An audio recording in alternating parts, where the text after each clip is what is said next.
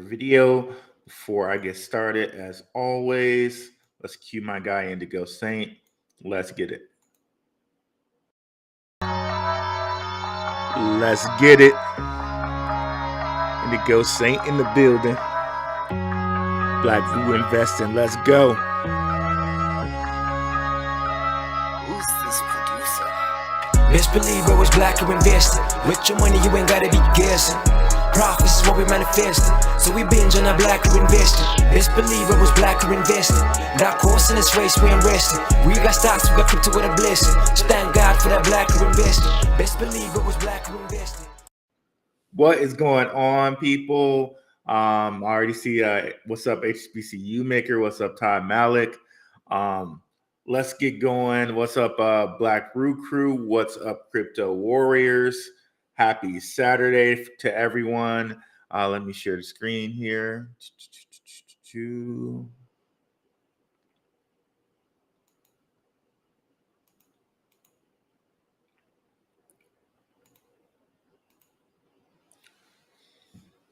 What's up, Crypto Work? Let's get into it here, y'all. So, big news today. What can BlackRock Bitcoin ETF really mean for crypto?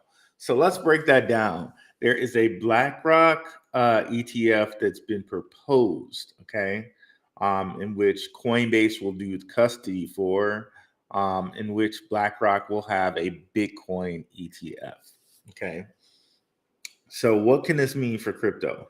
So, let's break down a little bit. Let's go into the article a little bit. And this is from Reuters. They do stock news. Here we go. So, BlackRock's iShares Bitcoin Trust will use Coinbase custody as its custodian because we know BlackRock and Coinbase, they have a relationship. And, BlackRock also has a relationship with the World Economic Forum. So we already know that. So moving on. According to a filing with the U.S. Securities and Exchange Commission, the U.S. regulator has yet to approve any applications for a spot Bitcoin ETF. And about that, shout out to the Telegram. There are links in the description. If you're not already in the Telegram, it's totally free. Some peeps in the Telegram were mentioning they have not yet approved a Bitcoin ETF yet. Wrong Telegram. So shout out to the Telegram. I know a few of you are already in it. So yeah, for any new people, it's totally free. There's the Telegram. Why take on the crypto world by yourself when you can have people take it on with you? And if you want to step up from there, you got the Patreon, totally less than a cup of coffee for the Patreon. Check that out. Links are in the description for that as well. But moving on. So they've yet to approve a spot Bitcoin ETF for anyone. Grayscale has tried and has not been improved. I believe it mentions that in the article here. So we go down. There we go. SEC rejected Grayscale Investments LLC's application last year to convert its flagship spot Grayscale Bitcoin Trust into an ETF. Okay. So Grayscale has been doing this for a while. Basically, how they figured out how to get around it was to have this kind of on the pink sheets on the penny stocks sheets as a trust. But now that things have been changing and that there are like ETFs for Bitcoin stocks out there, Grayscale thought that they would possibly be able to turn their trust into an ETF, but they keep getting rejected by the SEC. Okay. Chances are that the SEC is not going to reject BlackRock, but we can get into that a little bit more later.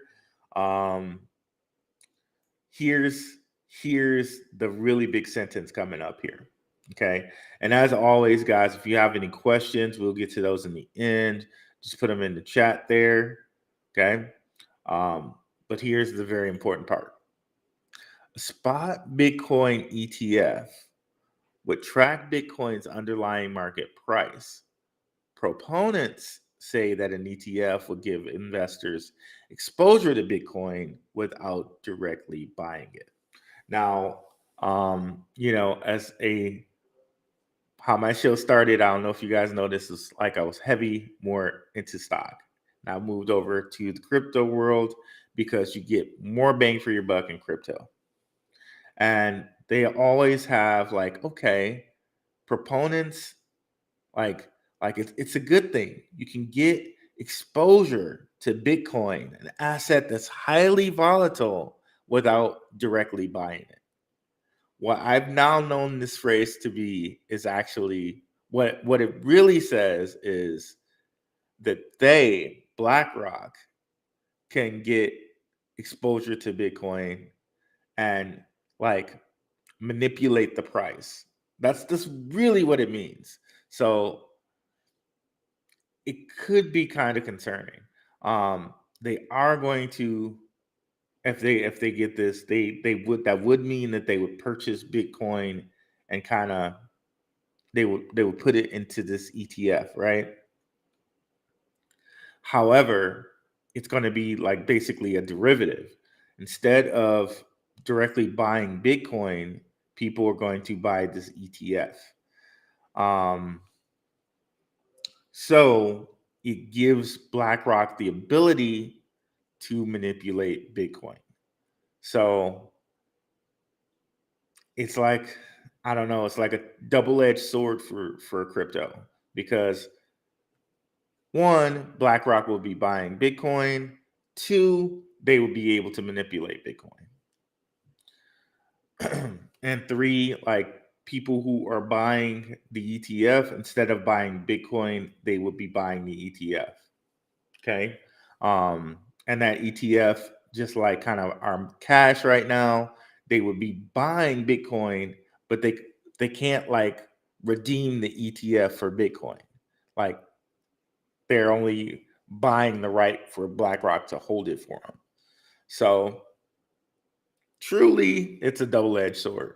Um, I don't know. Let me know what you guys think about that. So basically, they're creating a derivative on Bitcoin, and instead of owning Bitcoin itself, like people will be buying BlackRock's ETF.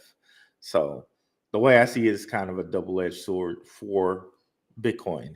They can now really kind of control the price with their ETF. Um, Let me know what you guys think out there in the crowd or in the comments. So I'm a little torn with it. Um, yeah, I'm a little torn with it. So there's one part of this that I said I'd get to later.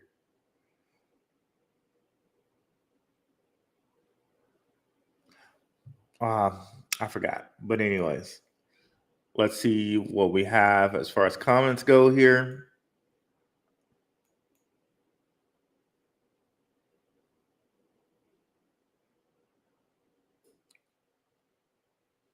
How do you think this is going to impact the previous institutions that were denied?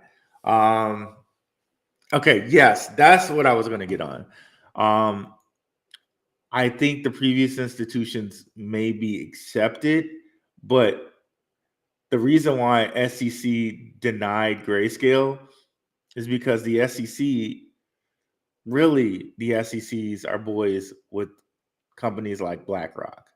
Because remember, I told you guys, no matter who the president is, they have someone from BlackRock on their treasury, controlling the U.S. Treasury. And we already know that the Fed is actually a private bank. It's not federal at all. It's not the Federal Reserve. It's a private bank controlled by, a family, right? So the SEC, it's kind of like, okay, they're the exchange commission, but who's really controlling them? That's the thing, right? And if we know that no matter who the president is, someone from like the Treasury, the U.S. Treasury, is going to be a BlackRock person, then what we could say is we could allude to, or we could say that BlackRock's really the one in control, right? So it makes sense to me that the SEC would reject Grayscale because BlackRock was going to eventually do it. They're not going to let them get ahead of BlackRock.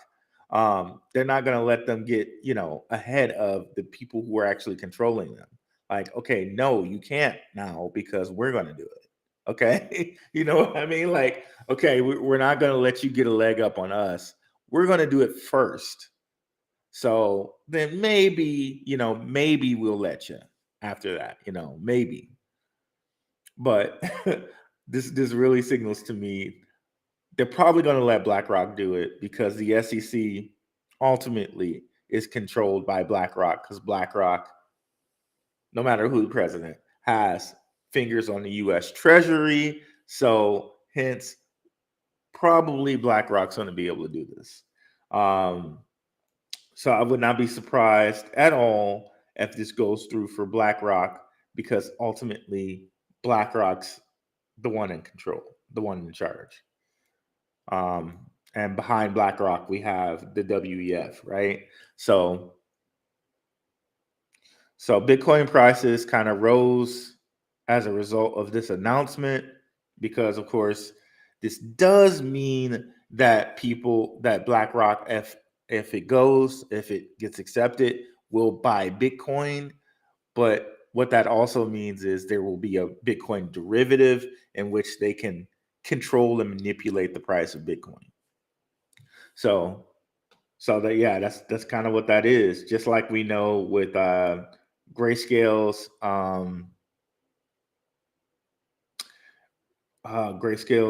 what is it? Their ETH, I think they have an ETH trust as well. They were kind of manipulating with that one as well. So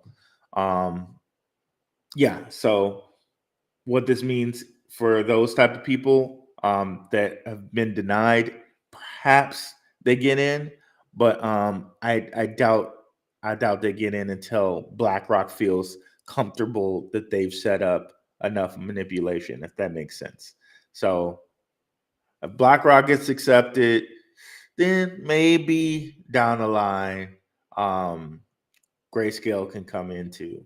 But yeah, I doubt they get in at the same time as a BlackRock does. Like, it might be a little bit down the line where BlackRock feels like they have a sufficient amount of control.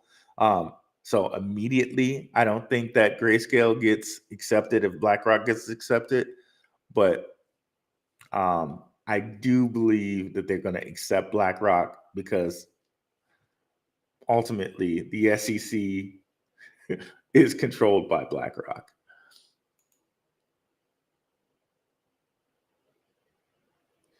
BlackRock can get Gensler up out of there too. That's the very strange part of it, right?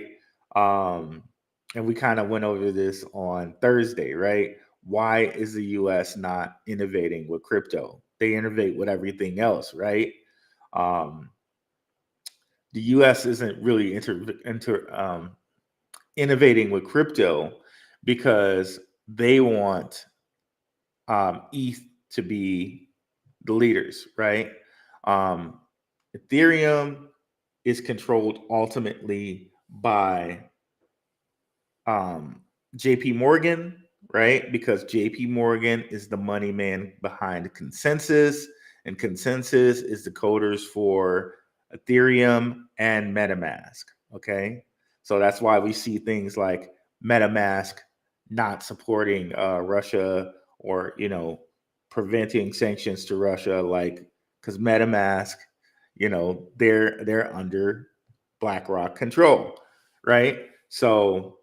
Um, so that's why we see things like,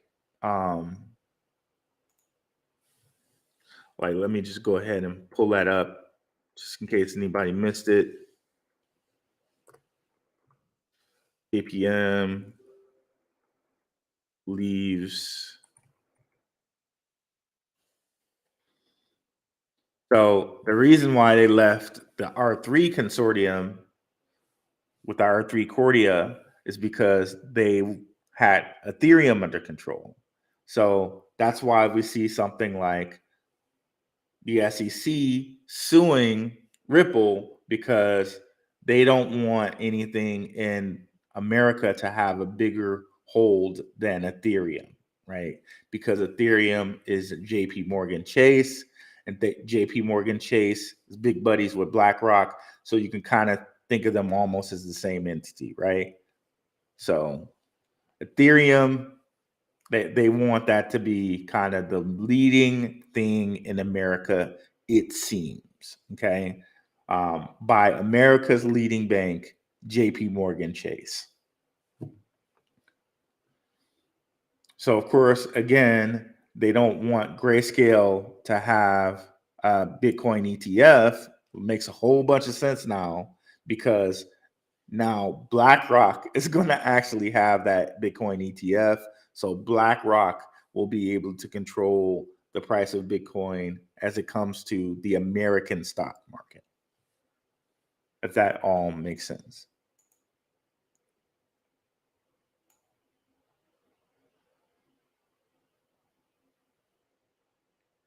Sounds like they can only control what they own because Bitcoin is global. Well, exactly, Kurt work. Like, but they can have a greater control of the price of Bitcoin in America because it's the American stock market. So that's kind of how that works.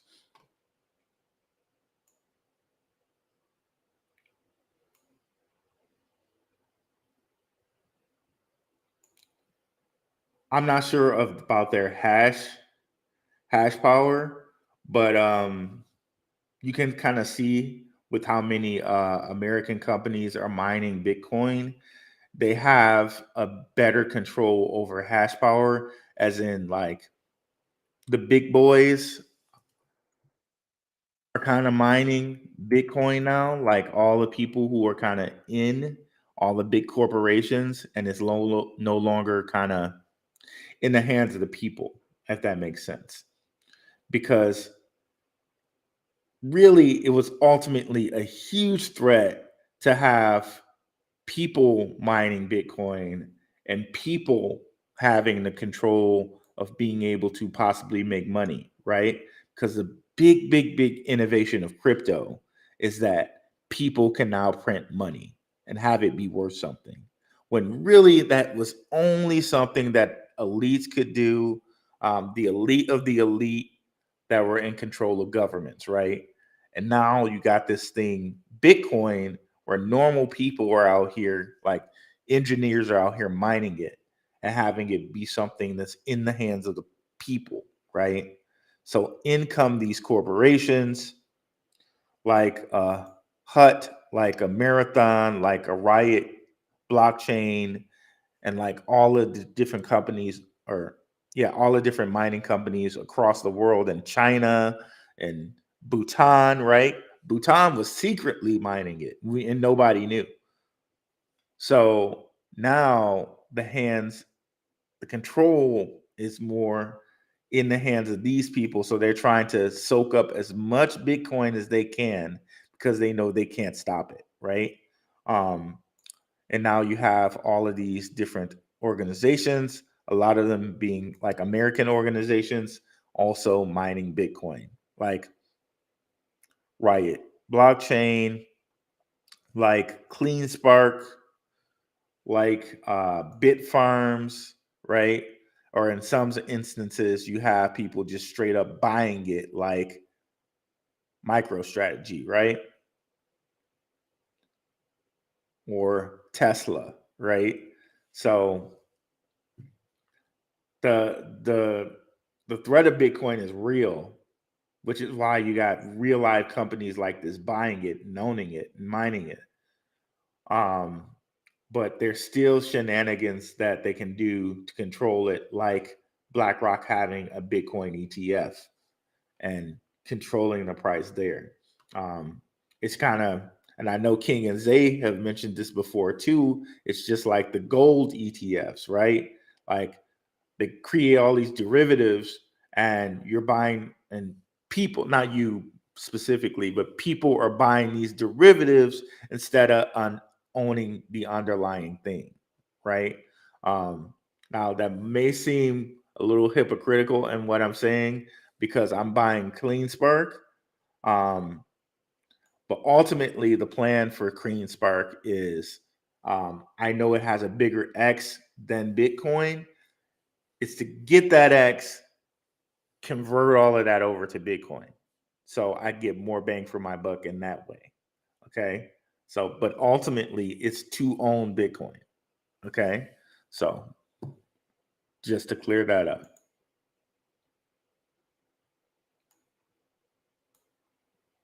Yes, BlackRock is global too, but it seems like their reach, as far as what the WEF wants, is for them to kind of be America leaders.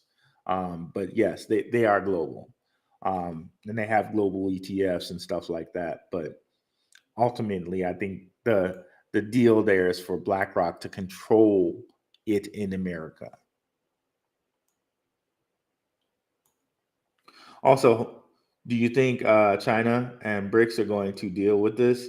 Personally, I think within a 90-day time frame, it's going to be a digital asset war that's going to send Bitcoin coins and altcoin stocks skyrocketing. It's funny you mentioned that, HBCU maker, and we kind of been over it a little bit, right? And it's a lot to correlate.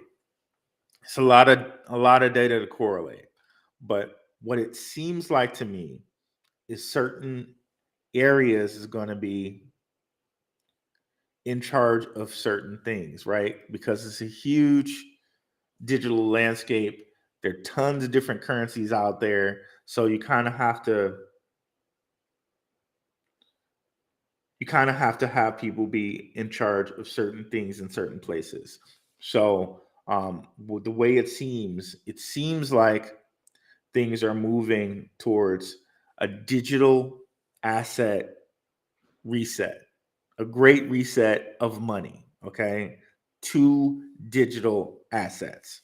Okay, Bitcoin obviously is going to be global, which is why we have all these different companies mining it, which is why they kind of say it's going to be a commodity, right? Like the CFTC has already said that Bitcoin is going to be a commodity. And what's going to happen there? Remember, I keep bringing this up to you guys. In 2025, like they word it really tricky, but what it really says is in 2025, January 1st, central banks globally can buy crypto. So they can buy that as if it's gold, as if it's an asset, a reserve asset. So literally, these central banks could buy Bitcoin, can buy XRP, can buy Quant as if they are gold or silver. Okay. So there's that. Right underneath that is, it seems like the digital yuan is moving into a way better place than the digital dollar would be.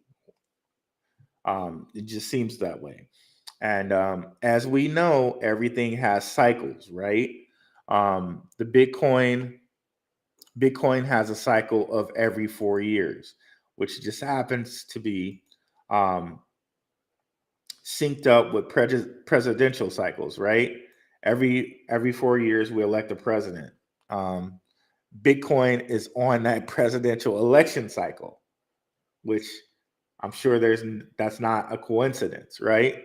Um, money, money, they say has a cycle of about every 40 years. Um, um, our US dollar has been around for about 52 years. It's been about 52 years, again, and that's another cycle, 52, right? There are 52 weeks in a year. Um, it's been about 52 years since Richard Nixon said, "Hey, we're off a gold standard." So it's been 52 years since that. So the US dollar has reached its point where its cycle needs to cycle out as being the dominant currency in the world. So in comes the digital yuan, and the digital yuan seems to be what's next, right? And we chronicled that in so many different ways by just showing you how different companies up to like 2 years ago are saying, hey, we're getting into things in Asia. We're doing payment solutions in Asia. Why are they doing that? Because it seems like that's where the money revolution is heading, so that digital yuan is the top currency in the world. Coincidentally, the next Davos meeting is going to be held in China. Weird, very weird, right? And we're supposed to, China's quote unquote the enemy or whatever, right? Summer Davos Forum to be held in Tianjin. I hope I'm saying that right. So that's going to be held in China. I mean, the all the tea leaves are there. People can keep thinking if they want to that Russia versus China versus G7 or whatever. But really, like all of these dudes are in it together.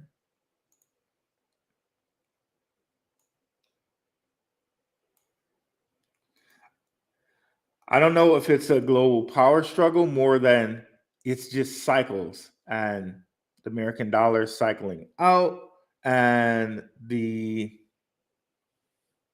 digital yuan and digital currency is cycling in. It was the American dollar and gold. Now it's going to be digital funds and the yuan. Like that's what it seems like. Gold and silver and the petrodollar are cycling out into digital assets, and the yuan. That's what it seems like. Because when you really look at it, Bitcoin, there's only 21 million of them. Litecoin, there's only 84 million of them. Gold and silver are always being mined, right? So there's only so far that those can go. Whereas Bitcoin and Litecoin are deflationary. Like people are always losing their keys. They're always losing track of it, whatever. So really, 21 million cap is actually lower than that when you count that people lose their keys and all of this different other stuff. So really, it's like maybe what 18, and you take into account that the halving cycle's there. So not all of it has been mined yet. Then you got assets like Litecoin and Bitcoin that central banks are acquiring that will be eventually probably worth way more than gold and silver, or gold and silver. So like all that writing is there in my eyes. In my eyes. I don't know. But I'm giving you guys the news articles. I'm giving you guys all the different information. So it's not just like my opinion. I don't know if y'all watch Big Lebowski. If y'all have ever seen that movie, and he's like, well, that's just like your opinion, man. But this is not so it's not just my opinion. I'm giving you guys all the different news articles so you can form your own conclusion from that. And I am very interested in hearing what you guys think. Hence, we got the Telegram, which I check all the time. So, like, I love to hear from you guys. I love to hear what you're thinking there too. BlackRock can get Gensler up out of here. The more I look at Gensler, it's like I feel he's serving a purpose, just like Sam Bankman-Fried, right? Like, you listen to Sam, and it's so clear that Sam wasn't doing that. Like, my man's, he did not seem, quote unquote, he didn't seem smart enough. Like, I get that he was like an MIT guy, but even BitBoys said it before. Like, he's a finance guy. Like, it didn't seem like he was like this crypto mastermind. He was a finance guy. You know what I mean? So it's really seeming to me like Gary Gensler is just serving his role. So like, do we really think that Gary's more powerful than BlackRock? Like, this one lone guy, they can't control him when these guys control things all over the world? And the fact that this guy was an and I know Bitcoin Zay has mentioned this before. He's an MIT professor. He taught crypto in MIT. So it's really not too hard to believe. Like, he doesn't understand what he's doing, and he doesn't understand the value of crypto. Seems to me like this dude's playing a role. It seems like that. I know people don't want to touch that, or that's like tinfoil hat or whatever, but it seems to me like the dude's playing a role. It just seems like that. And this dude's former Goldman Sachs. Wait, where have we seen Goldman Sachs before? Oh, R3 Cordia. They're on board with that digital blockchain. And I know how they try to separate blockchain and crypto and all this stuff, like it's not the same thing, but it seems like they're in on a certain bit of it because the central banks, again, are going to buy crypto in 2025. So seems like there's a little bit more than meets the eye there. Oh, and R3 Cordia, like how can you kind of get exposure to that? XDC is the settlement coin for them. So there's exposure right there.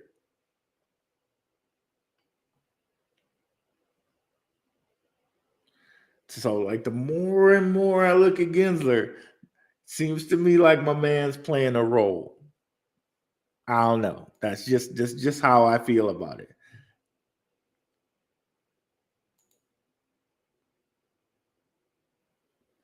Yeah, it's going to be an epic bull run. Epic bull run. Again, 2025 is when they're buying.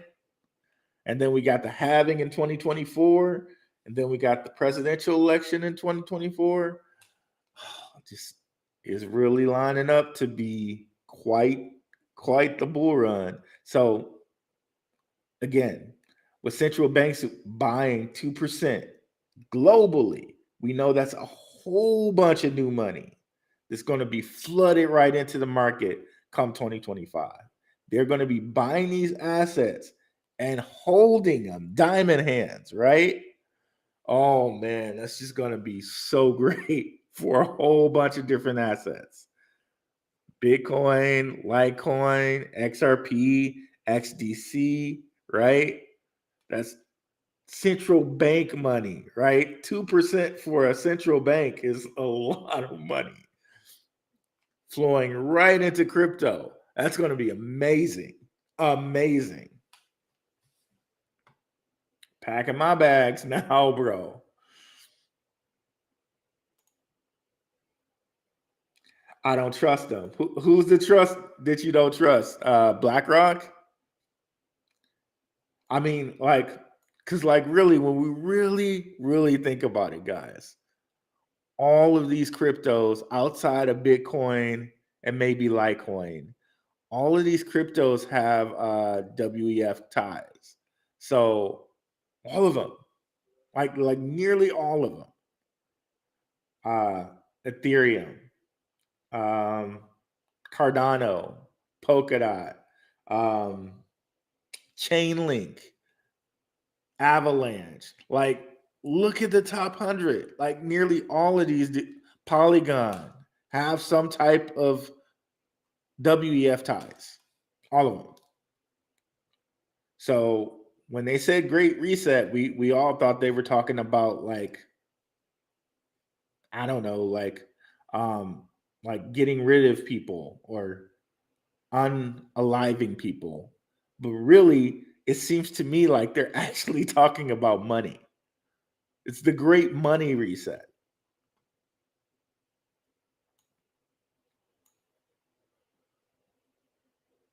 What's up, Scott? That's my guy there. Shout out.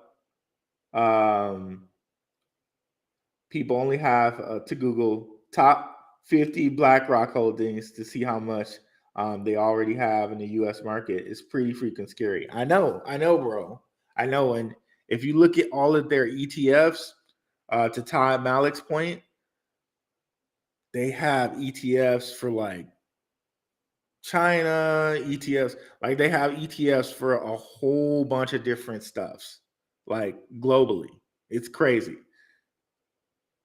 52 years since Nixon ran off the plug. Yep, 52 years. And I was talking about this in one of the conspiracy pods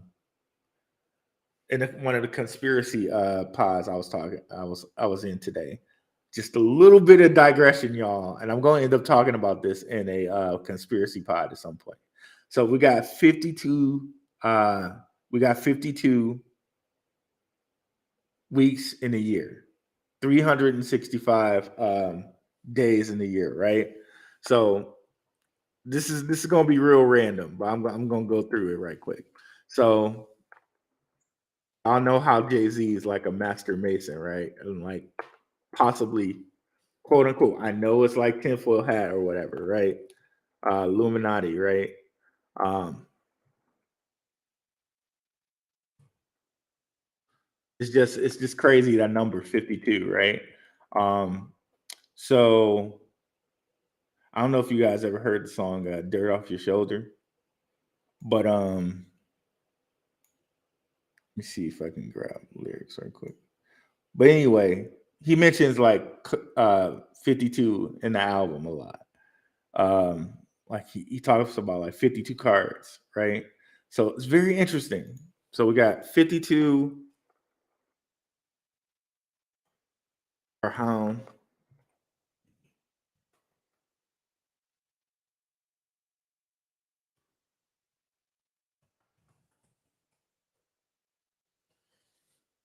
So it's very interesting that a deck of playing cards, there are 52 playing cards, right?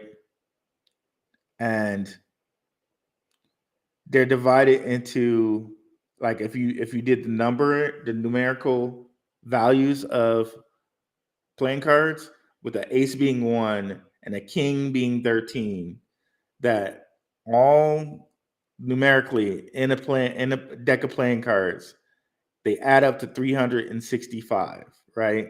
So 52 playing cards add up to 365. Where else do we see that? Days of the week, right? And years, 52 weeks, 365 days. Same as a deck of playing cards. It gets kind of crazy when you think about it, because also we have 4 seasons, right? And they have 4 suits in a deck of playing cards. So I don't know what type of magic they're working on with playing cards and why it adds up to the same amount as a year, but clearly there's something going on there. And clearly people like him understand that, John. But anyways, let's move on.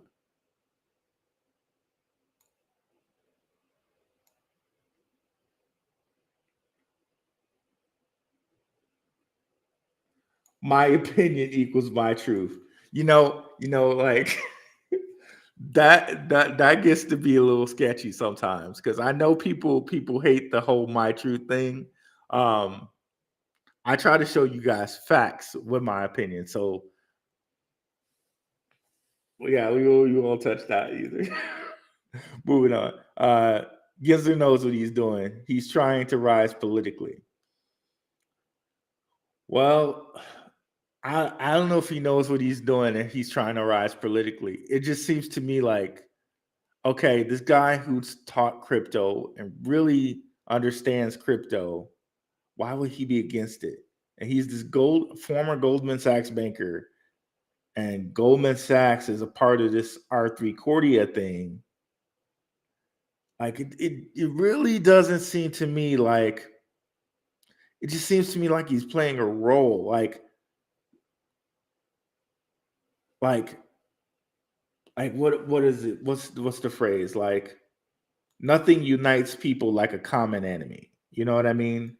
So it's almost like, okay, just give him as a common enemy for the people for crypto. Like it just seems off to me. It seems like, okay,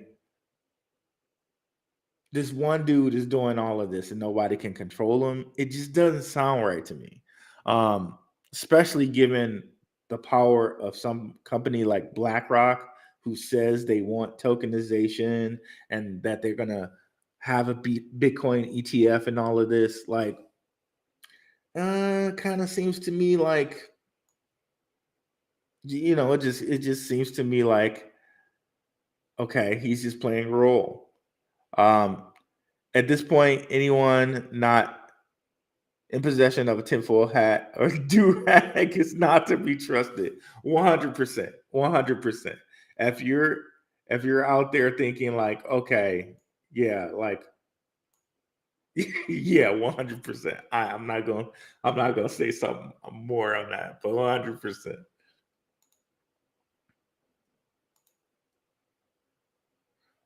I'm just not sure why Democrats have taken this anti-crypto stance. They probably think their boomer votes will like it. Well, okay.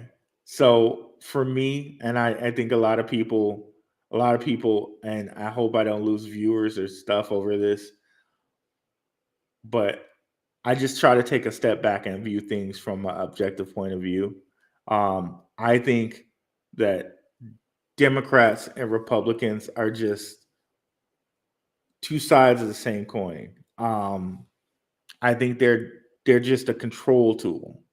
They're just a control tool that makes people um, not agree. Okay, and the way I say that is chocolate, vanilla, choose.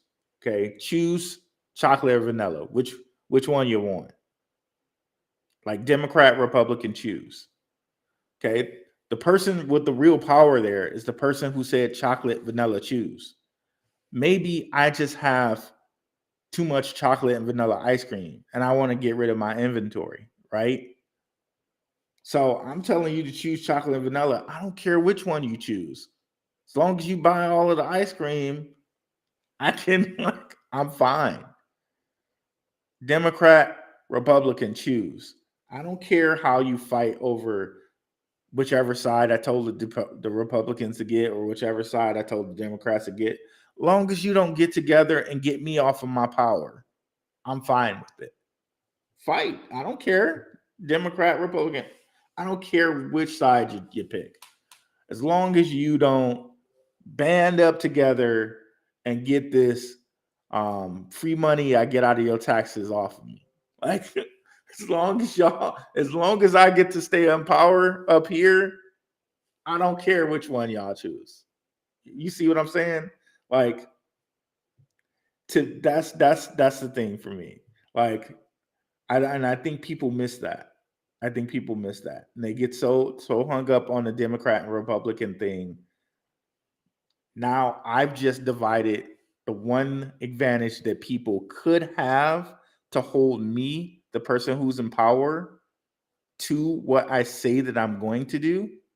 I've now split you I've divided and conquered you in a way that you will not talk to that Republican if you're a Democrat. On the other hand, you will not talk to that Democrat if you're a Republican. I've split you in half. Now, if you even go into the sub arguments like crypto or not crypto, you know, there's so many other things that I'm not, pro life, not pro life. I can say that one, right?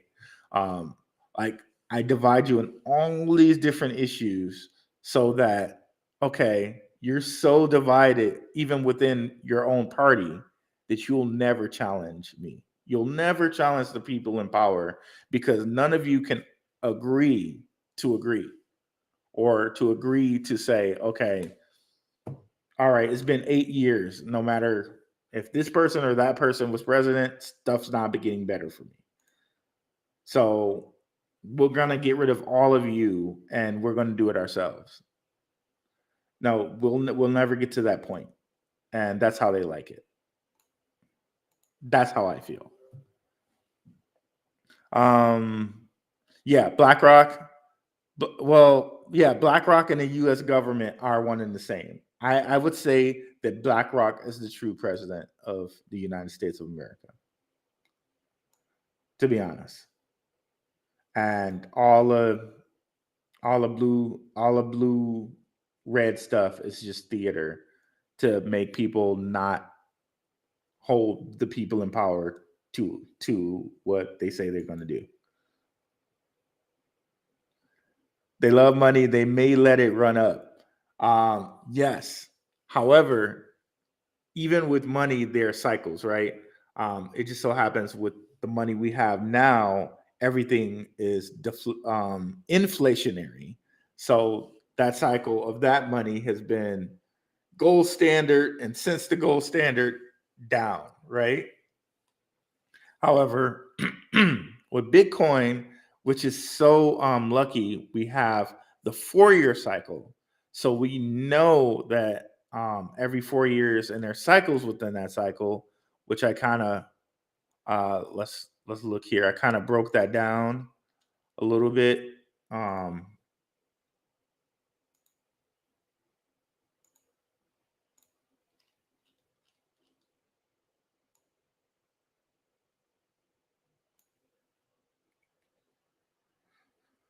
so I was kind of looking at this, right?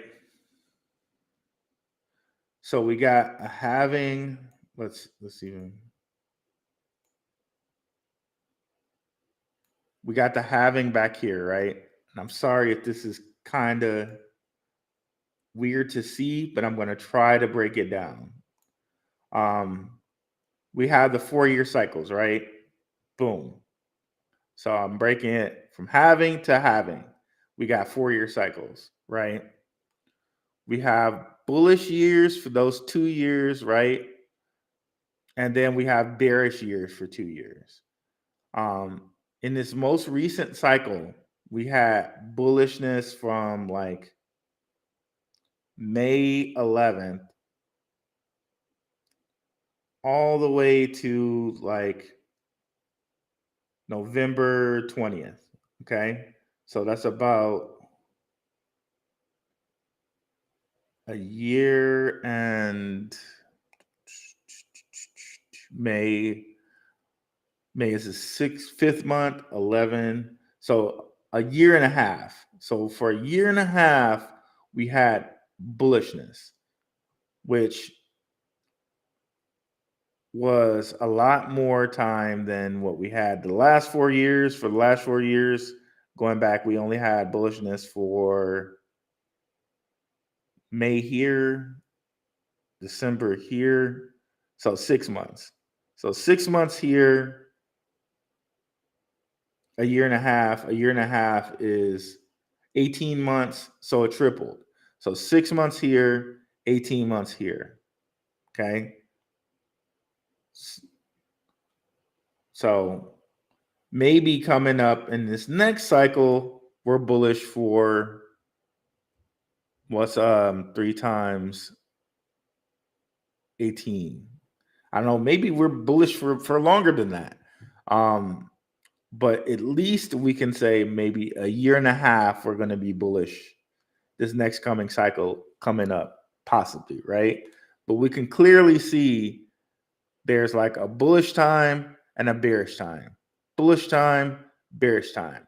Right after that November, everything just kind of fell off until we reached the 23rd, and it seems like we're heading back towards a bullish time, right? And where would the next halving would be?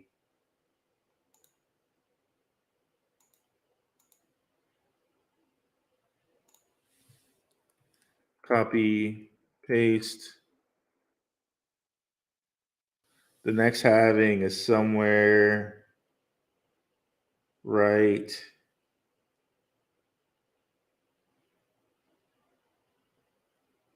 approximately somewhere over here.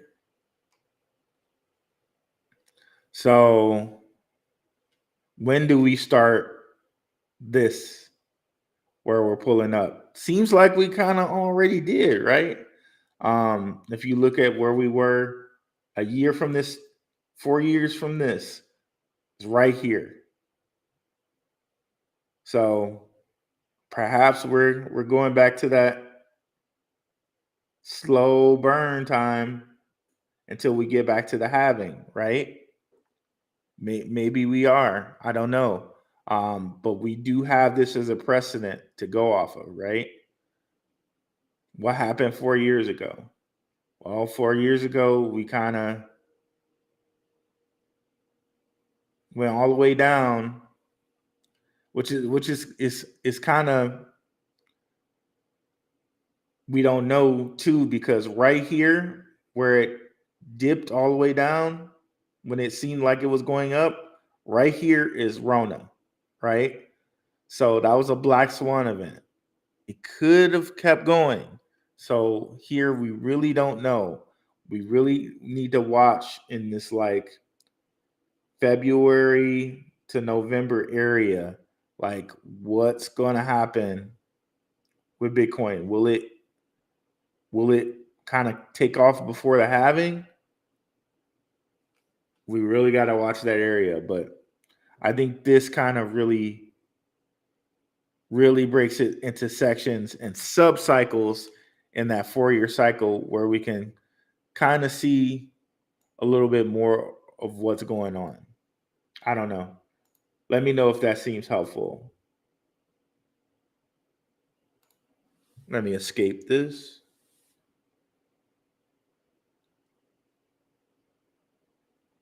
Go back here. If we can figure out the motivation why Democrats have taken this position, we'll uncover the example. I think, again, like I just think the Democrats are playing their role. Because if you look now at the presidential candidates or whatever, Robert Kennedy is supposedly like he's for Bitcoin. But then you look on their side, Ron DeSantis is pro Bitcoin. Like, I'm not sure that we should focus really on the Democrat or Republican side of things and be more of a thought of, hey, in 2025, digital like central banks are buying crypto. So does it matter really who's president? I don't know. I don't think so, really. I just know that, okay, come 2025, central banks are buying crypto. Um, but let's say that it mattered who the president was. Whoever the president ends up being, if they make it hard for crypto, which I don't think they'll make it hard for at least Ethereum, right? Because we've already been over what the plan is for Ethereum. Let's say that they make it hard for crypto in the United States. Hell, then maybe we have to move. Okay. Maybe for us to take full advantage of our crypto, we'll have to move. Um, Shout out to Simon Family Investments. They're in Mexico. Maybe we consult them. Maybe we move to Mexico. If they really make it that hard for crypto in the US, then maybe we move to Mexico, right? Because they're a BRICS nation. They are a BRICS nation. Maybe we do move to Mexico. Maybe that's what we have to do to take full advantage of our crypto. But more to know is that central banks globally will be buying crypto in 2025. So despite Democrat and Republican thing, no matter who the president is, no matter if crypto is accepted here in America or if it's not, globally, it seems crypto is heading to be the replacement for the new money reset. So, regardless of what happens here in America, our crypto investments will mean something in 2025. So, just to take it away from the Democrat and Republican thing a little bit, like, regardless of who the president is, if we have to stay here or not, crypto will be valuable come 2025. And I think that's the biggest point to focus on. I don't know. Could be wrong. Love to hear what you think, guys, there. But to me, that's the biggest point to focus on. And all the other stuff is noise. Come 2025, central banks are buying crypto. Right? So if I gotta move, if I gotta go down to Mexico, get a little, pay the Simon Family Investments for a little bitty consultation, so they can tell me the best part of Mexico, so I'm not, worried about safety or anything like that. Boom, I'm doing that.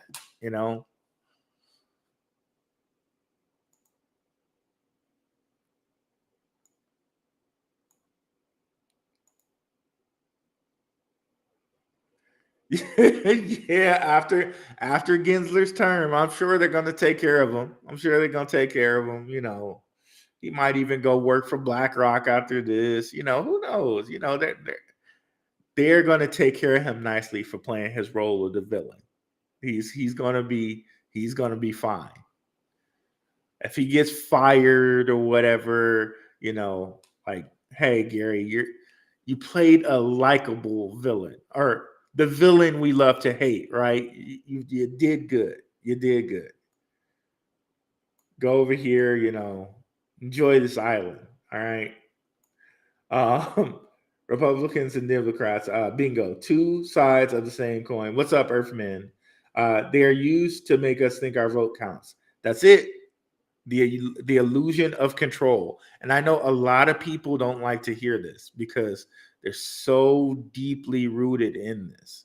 But really understand, these people party at the same parties.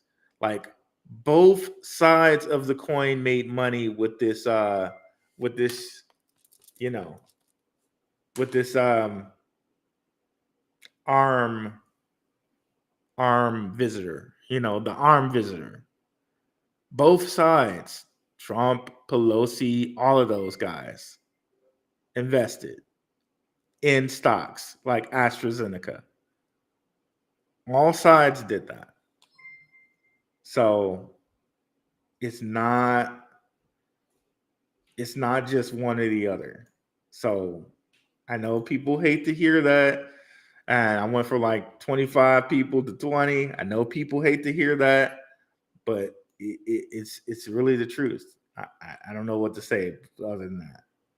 If people are mad about that, like, you really just need to look a little deeper. Just look a little deeper. Divide and conquer the original tokenization, 100%. 100%. So, like, think about it. You have way more in common with another person than you do with the people who are just able to print money, whether they be Democrat or Republican or whatever, right? So, using this chocolate and vanilla analogy, who in the World Economic Forum scheme would be the Willy Wonka? Well, you know what? Using the chocolate vanilla analogy, the World Economic Forum, they're the ones making the choice. They're the ones who say chocolate, vanilla, choose. They give you the choice. They don't care which one you choose because they control both sides. They would be the one doling out the choice. Like, okay, Democrat or Republican, choose DeSantis or Kennedy, Trump or Hillary, or you know what I mean? They're the one who's doling out the choice. But in the end, they're in the background. They don't care who you choose. It's still going to go the way that they want it to. Well, like, okay, chocolate vanilla choose. I don't care. Buy the chocolate vanilla. It's both my inventory. I don't care. While you're worried about what the choice is, I'm going to stay in power. While you're fighting over, like, no, vanilla's the best. No, chocolate's the best. What are you talking about? Who wants chocolate? Are you so dumb? You would pick chocolate, not vanilla? Like, while you're fighting over that, I'm still in control and I still get to do what I want.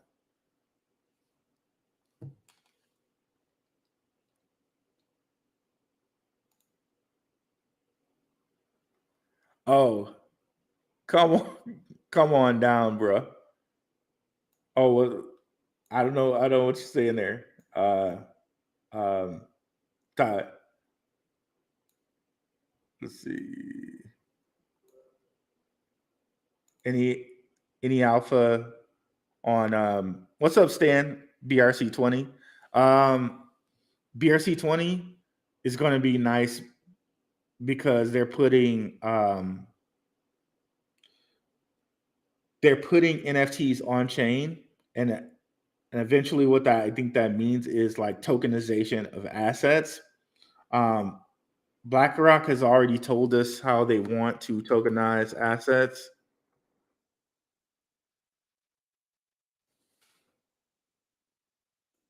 BlackRock and JP Morgan have told us how they want to tokenize assets, right? And we see that tokenization of assets. We see that coming forth in companies like Energy Web Token, in where they're going to tokenize energy assets and put them on the blockchain.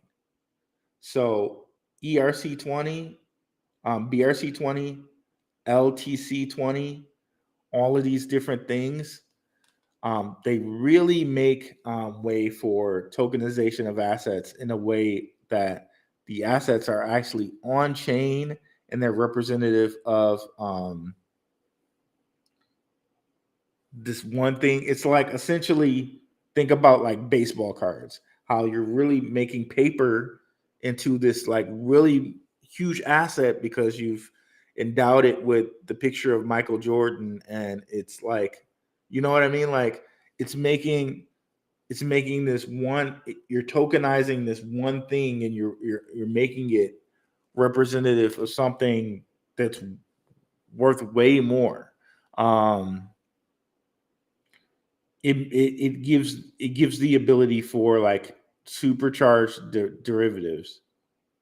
So like, yeah, I think that's going to be big for like all those different platforms. Bitcoin, Litecoin, Dogecoin, all the ones that are like kind of forks of Bitcoin.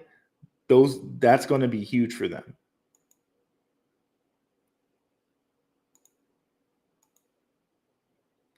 Yeah, man. Yeah, man. He's the big villain. Everybody dislikes Gensler right now. Even people who don't like crypto, I don't think they like him right now.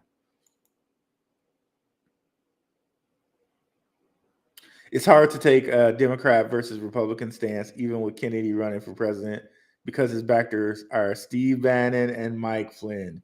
Yeah, I know what you're saying. I know what you're saying. Like, I get it. I get it. And it's I get it.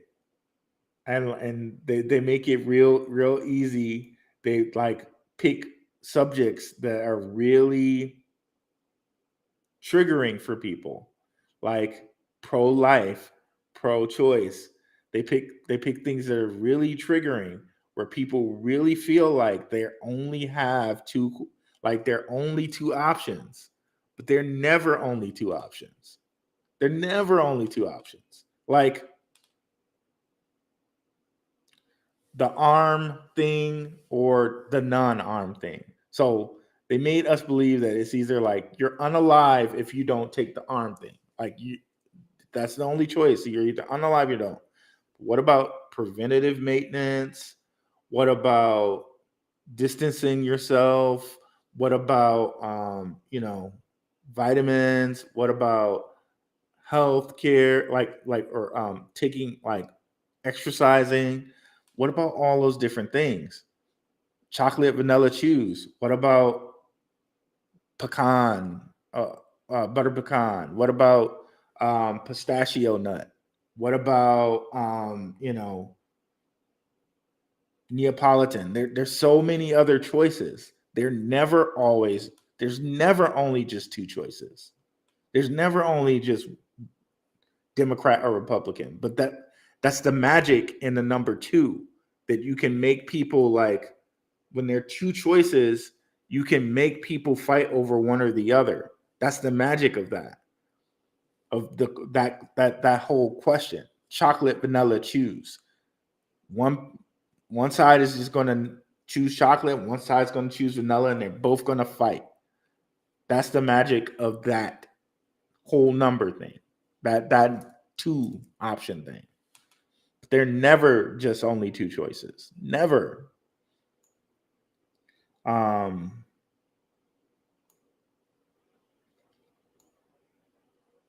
then they wrap it with truth. They wrap it with truth, right? But that's a whole another question. That's a conspiracy in crypto question. Are cryptos the cryptos untouched by the SEC darlings? For example, Hedera.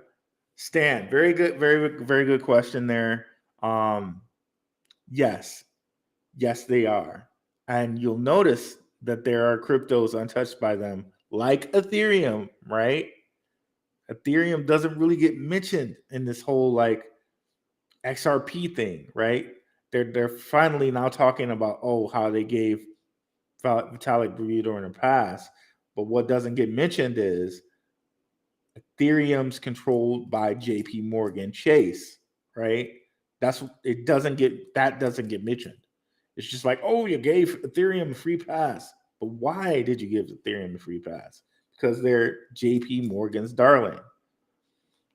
Hedera, for instance, controlled by or governed by Boeing, Google, T-Mobile. So honestly, those are the cryptos that you probably should be looking to really accumulate, because they're global world darlings, like Hedera, right? Like Ethereum, like Ripple, like XDC, like Algorand. But what they would make us believe is that like Algorand is this security, right? Mind you, and none of this have they mentioned Stellar, right? Have they mentioned Stellar at all in any of this? XLM? So XLM and the Hedera, right? Have they mentioned Litecoin in any of this? Right? Just something to think about. Glad you brought that up, Stan. 100%. Litecoin, XLM, Stellar, and Hedera have not been mentioned in any of this, right? And of course, we know what Stellar has been doing, right? We know what Stellar has been doing. They're part of the CFTC, but what we also haven't mentioned in a while Stellar is doing the CBDC for the Ukraine.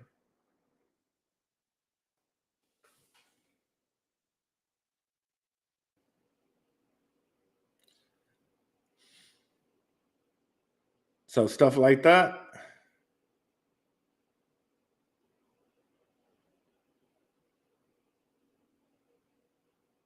I had an article on that where it's like, okay, there it is. Ukrainian CBDC progressing during the wartime, Stellar CEO says. So they're just doing quite fine. Quite fine. Nobody's mentioning them as a security.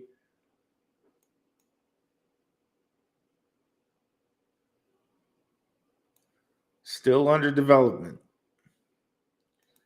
And if they're going to be the Ukraine, like if the Ukrainian CBDC is going to be on their network, what do you think is going to happen?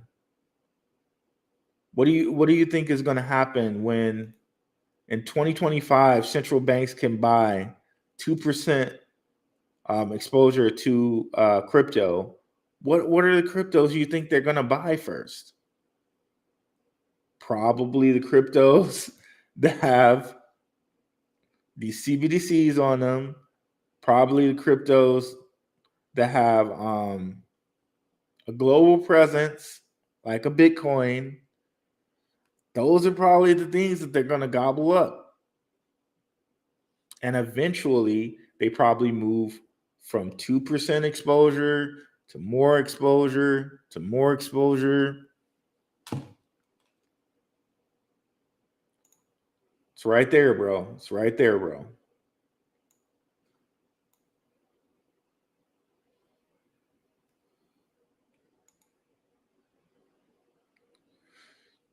What's up, Smithology Project? Yes, sir, you're right, in my opinion. Neither of these parties are for the people. None are truth tellers. It just doesn't seem like that to me.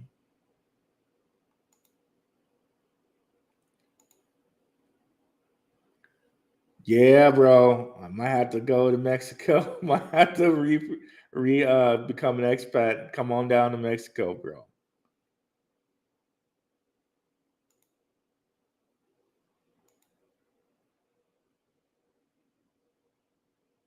Yes, and they went to the same private schools, 100%. That's the thing. Like they go to the same private schools. They're part of the same secret societies. They go to the same colleges. You know, Skull and Bones, right? Um, what's the other society? There's Skull and Bones, and there's one other one, but like 100%, they're part of the same club, same everything.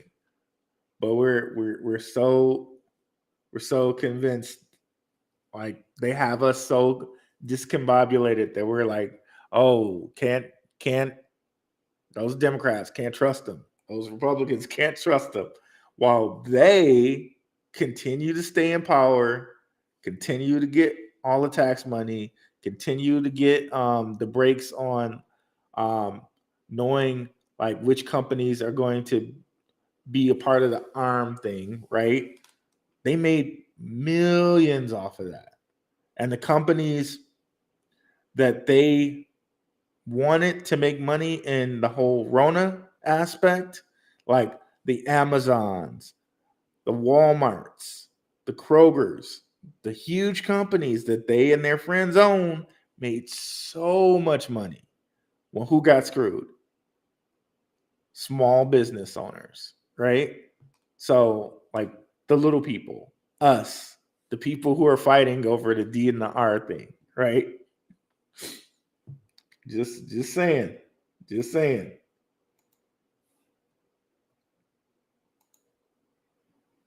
Yep, same bird, different wing.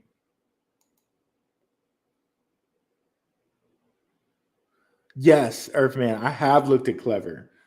Clever seems really cool to me because they're based out of Brazil. That's another kind of BRICS nations company or country. Um, yeah, I like Clever. I like Clever a lot. Um, They have an exchange. They're built on Tron. Tron, Tron has that digital yuan thing. They have like a stable coin that's locked to digital yuan. There's a lot to like about Clever.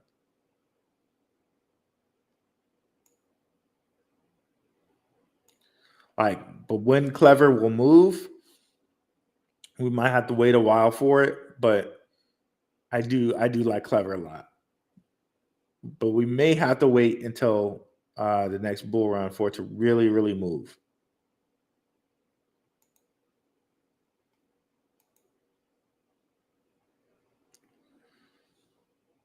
I thought it was a trust, but they filed for. Oh, you running late? No problem, Metaverse President.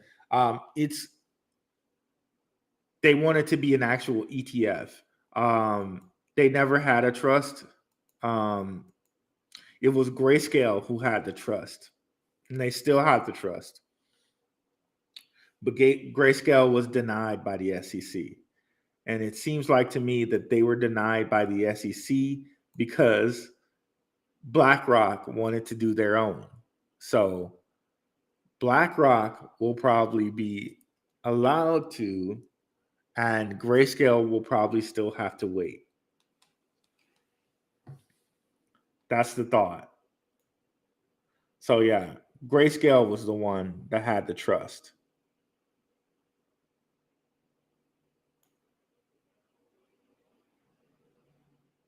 Okay, so yeah, it says here that they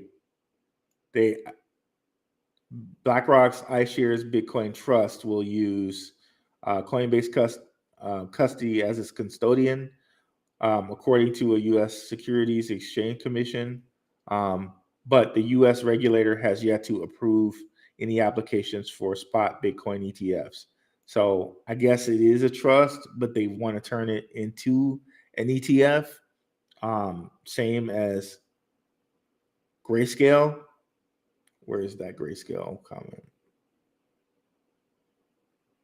Yeah, so SEC rejected Grayscale Investments application last year to convert its flagship spot Grayscale Bitcoin Trust into an ETF, but I doubt that they actually block BlackRock. I said that's so wrong. I doubt that they actually block BlackRock.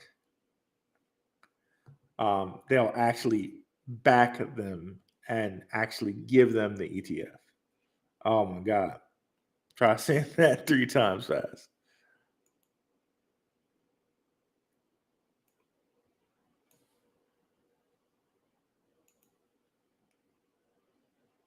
Oh, bro, I know. I know. That's why that's why I can never get I know, bro. I gotta calm down with it. Keep it for Rokfin. I really do.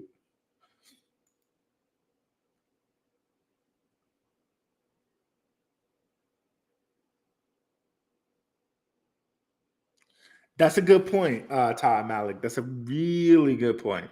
Um, Making node plays and owning some of these crypto nodes in the future will be like owning real estate and being an ISP at the same time. I agree. I agree. I just have to find the right node. I think DAG might be a good node, especially at the price the DAG is right now. Um, I think we're under 3 cents with DAG right now, and we already know that they got DoD Department of Defense stuff going on. So a DAG node might be a really good buy at this point.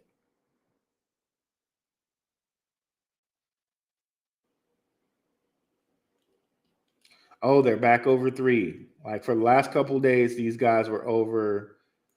They were at 20, 28 something. And this was something I did put on the list of the Patreon. So shout out to the patrons.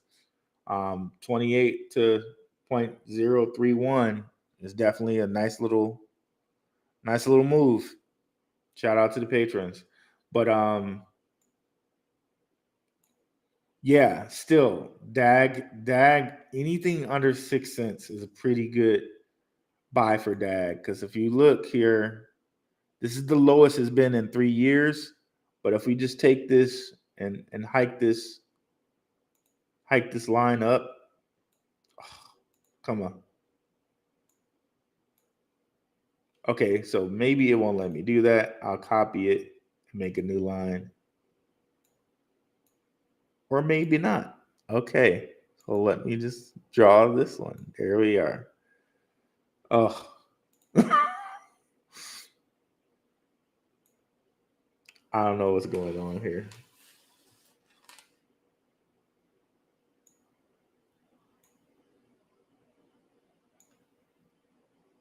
Okay.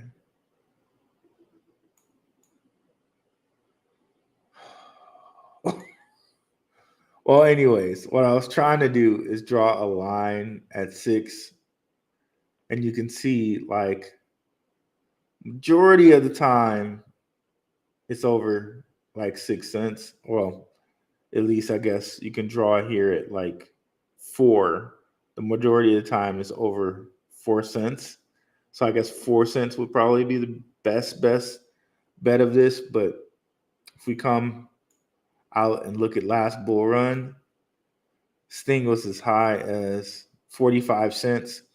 And you got to believe whenever they decide, or when they really truly say what these things, what they're doing for Department of Defense, it's probably going to go over $1 at that point. But yeah, this seems like a good one to like really get a note on. But I know they're really expensive, and I think they did something where like they can have, like, you could buy a less expensive node. So I really need to look into that.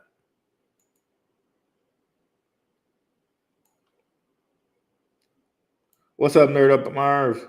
Peace.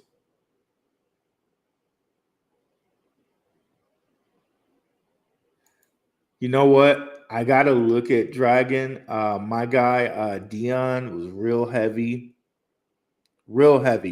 on Dragon, and shout out to him. Shout out to NYC Network. He brought those guys on Dragon. So I heard that they have like good patents and whatnot. So that might be one to really look into. I haven't really did that much of a deep dive into them myself. I'm going to have to. But shout out to Dragon, and check out their interviews on MYC network. Pretty cool. Yeah, I had to do some deep diving into those guys.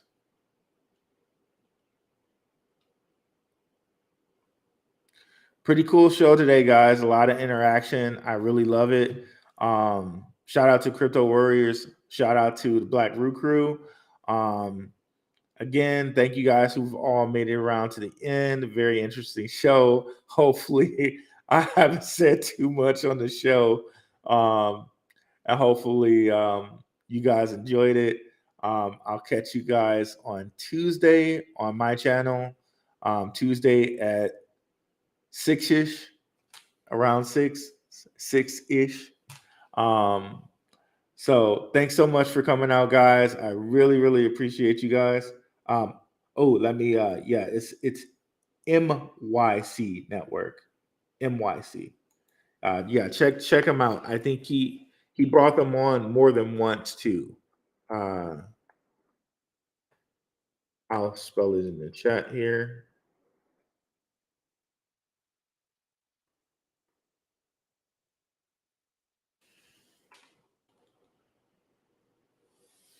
So yeah, check him out. He brought those guys on. But yeah. Yep. So catch me on Tuesday, guys. We're doing the show Tuesdays, Wednesdays, and Saturdays. I'll catch y'all later. Have a good one, guys. Peace.